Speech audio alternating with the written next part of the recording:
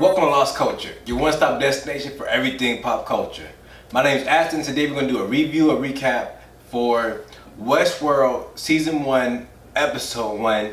This is an amazing show. We don't really there's a lot that's going on. We basically get introduced into the Westworld.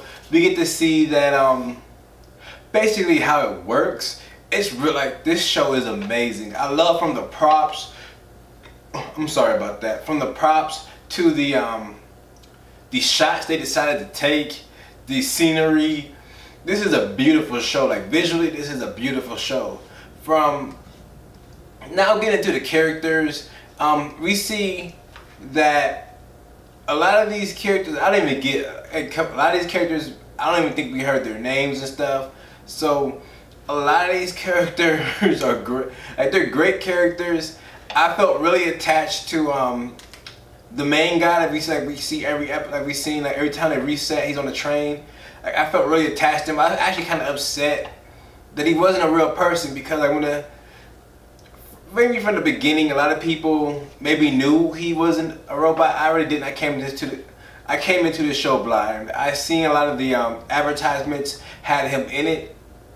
So me personally, I always felt like, oh, he must be like a living person. Like, I think a new arrival, what they were calling him. So I always thought, from the beginning, I thought he was an actual person. But when he gets shot, when he starts shooting the guy and he can't do any damage to him, that right there let me like, oh man, he's he's not an actual person. And that kind of like broke, like, right away. I want to say broke my heart, but it hurt me. Like, that literally hurt me. I was like, no, cause like, I don't know why I'm so attached to him. I don't know if we're meant to be attached to him, but I'm seriously attached to him. Oh my god, he's honestly like my favorite character.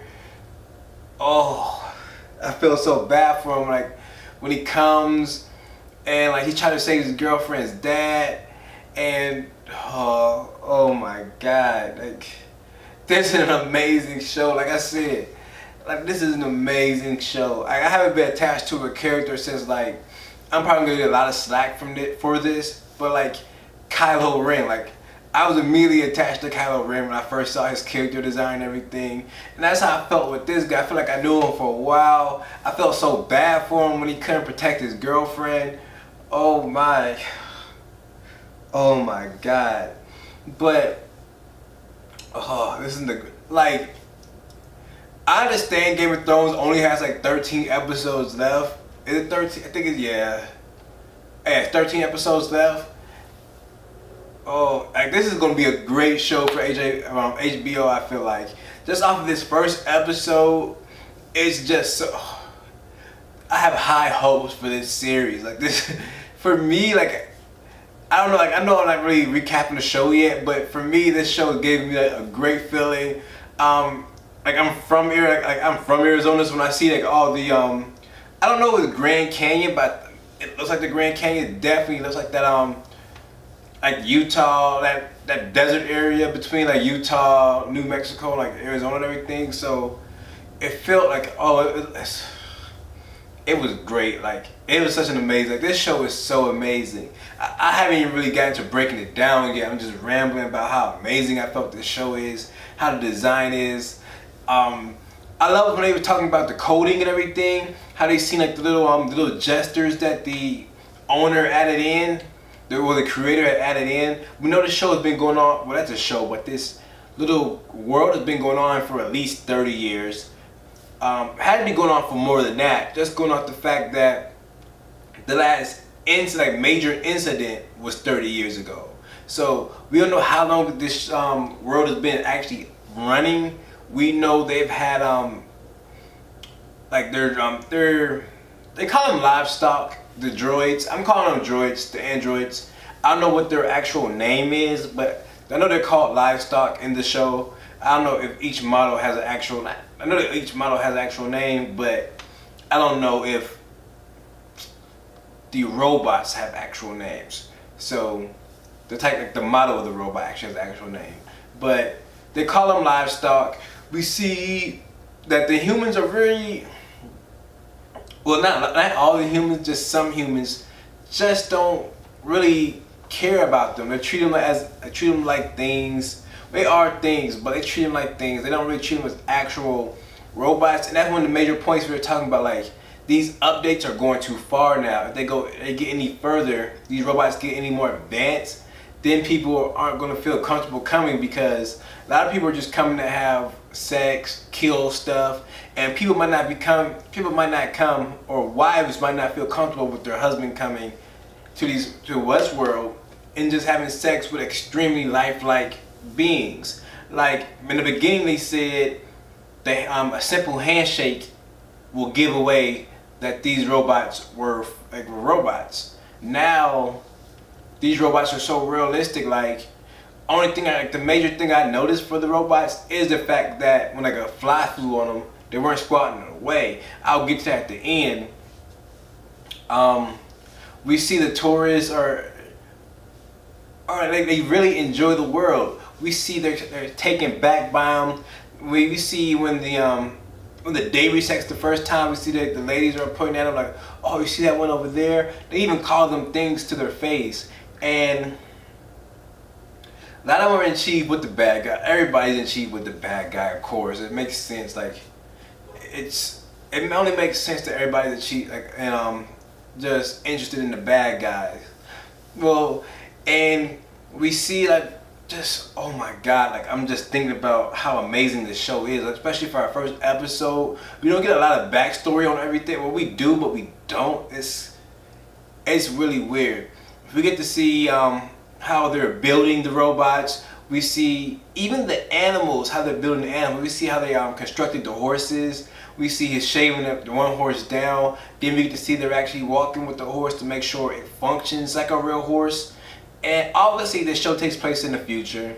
We see Anthony Hopkins when he's talking about it, like, oh, we've come to a point where we can cure any disease, and our only next step is basically to bring people back from death. And he tells them, like, how does it feel to know we're never going to get any better? Like, there's no way to get better because the weak humans aren't dying off. So every gene is being saved, like, basically it's saying. And it's cool to see that. It's cool to find out that these robots, I feel bad calling them robots. Like, I'm gonna do some research this weekend or this week and try to figure out what's the proper name for the livestock are, and that's what I'm starting using from now on. But we see when people were talking to, like, well, we see they're building these livestock, and the one we see them building the livestock, we see how they do like how they do like a 3D printing of them, kind of, basically. That's like the most I can picture is, like, I don't know, like, it's crazy as how this show is done. Like, whoever their design is, like, just from the sets and everything, the way the lights shine through the glass, the low angles they were taking, it's amazing the way they shot this show. It's amazing. Like, now just back to it, like, we see back for like the first models and everything, they were very, like, we see him and Anthony Hopkins actually talking to one.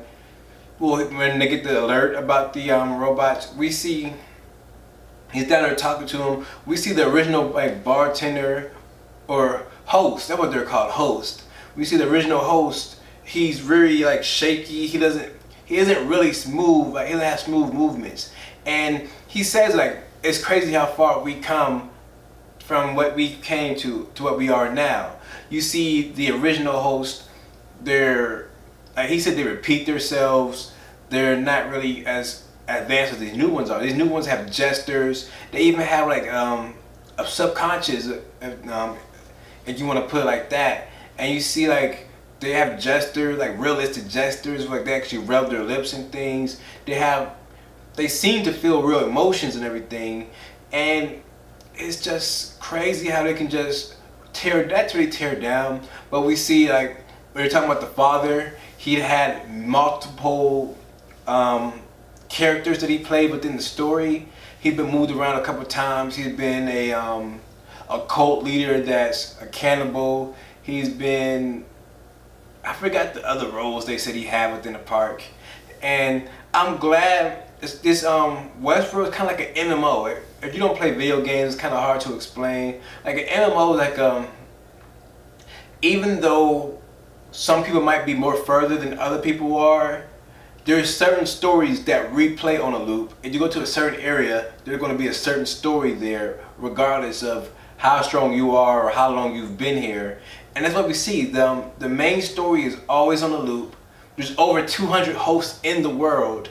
I think 200 hosts was like 10% of it. So what's that, like 2,000 people? So there's 2,000 hosts in this world, with all have their own plot lines going on, feeding to an overarching one, which is amazing. It's great to see things like this. So we know she like the main woman we see, she on a daily basis she leaves. When she walks out the door, her father talks to her about her going out and painting. She needs to be home by nighttime or nightfall. And the bandit's always in the woods, not in the woods, but in the mountains. And what else is going on? We see when he gets off the train, he always notices her. He never wants to pay for a prostitute. And it's glad to see that. And we know that, say it's my first day, I can come in, I can interrupt one of those lower stories, and it won't affect it will affect the overall story and how it goes. It's just amazing the way they set this world up and describe it. The world building in this episode is amazing. Like, I can't explain it anymore. Like, and I don't know who the main newcomer is, who like was doing all the de-scalping. He was like basically just a bad guy. I really was not going for him. Like, I understand he's a real human. The hosts aren't real, but I found myself compelled to go for the host more than for him. He's just a bad person. We see he comes in, he shoots her father. Obviously, he killed her mom too. They're drinking, just asking for milk.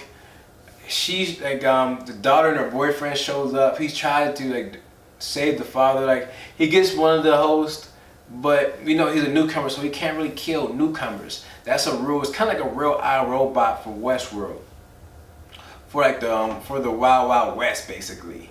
And it sucks because we see he's like unloading this whole clip, or he's just unloading this whole clip, and he doesn't do anything to him. He knows once he gets close to him, like, I can't harm you. And it sucks because he just grabs his girlfriend. He has to watch her be drugged away. He goes again on another onslaught, and he gets killed. He's been killed 2 days in a row. And we seen like the second day when he gets killed, when the big heist comes along. We know they're trying to clean up all the hosts that just got the new update, because there's an error in the update. And you find out like Anthony Hopkins is the reason the update is aired, and he's trying to play coy about it. Like, I don't know if he did it on purpose or on accident, just to see if someone would call him out on it. And we see they're actually kind of like slightly to call him out about it. He's okay with them pulling all the hosts in because he obviously knows what they need to do. But when we see that big massacre going on, first of all, the costume is amazing. I love that costume. I even thought about, like, if it wasn't so late in October, I would be him for Halloween. Like, no joke. It might not even be too late. I'll probably go on the HBO site tonight to see if I can actually purchase it. Oh my God, like this show is amazing. Like, I feel like it's a great like fallback for a Game of Thrones. We know Game of Thrones only has 13 episodes left. It's one of my favorite shows, but this is a close second. This is a close second. I enjoy Power, but this is a close second. This is gonna be my favorite. Like, this is definitely a must watch for me every year now, as long as it goes on. I don't know how long, they haven't announced how many seasons they plan on for this going on, but yeah, it's hard for me to stay on track, especially for this first episode. There's just so many amazing things I enjoyed about this episode. Whew. And so, like, we see him die twice in like these couple days. And we see a second time when he dies, he's trying to protect her. She's trying to get home. She doesn't even want to leave. And he won't leave him in the street like that. Which, it's just so bad. And it's just so heartbreaking to see her, like how distraught she was for him. Like she's trying to hold on to it. Nightfall is coming. And when she's holding on to his chest, trying to stop the bleeding, well, he's obviously dead already. And we see she walks over to her and basically puts her into safe mode, what we calling it. Basically, it's a safe mode so they can get everything reprogrammed. We see this. Originally, we thought these errors were just going to be a contained thing just for one person. Cause we see the sheriff takes one of the newcomers up to the mountains to find the bandits, and when he goes up there, a fly lands on him, and he just starts jerking, and the rest of the other hosts basically just stay around looking at him, while the newcomers, they kind of get freaked out and want to go because obviously his wife didn't want to be up there. The husband was going on like a little adventure, but the wife just went along. She really didn't want to be up there, definitely in the nighttime. So once he started malfunctioning, it kind of ended that program for him. And we see he goes back. Obviously, he informs the staff of what's going on because we start to see them pulling in people, pulling in the host. They're trying to figure out what's going on. We see he's dissecting it. He's trying to run through the code. He croons through the code and finds out that. And it's not to the second robot where they find out, oh, there's an official error in the code. Because first they could just play it off like, oh, there's no issues, blah, blah, blah.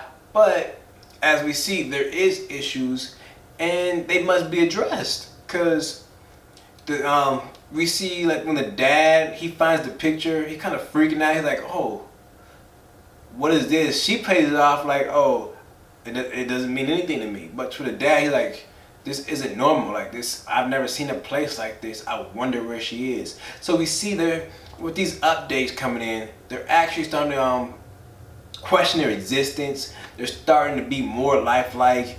Even at the end, when she finally smacks the fly. This whole episode, we've seen flies landing on the host, and nothing happens. They're like it's nothing. But we find out she's also the oldest host in the park. She's been repaired so many times, basically due to, like, obviously from rapes, and I don't know what else happened to her, but she's just been repaired the most. So she's kind of like the newest and the oldest, and like so she's there.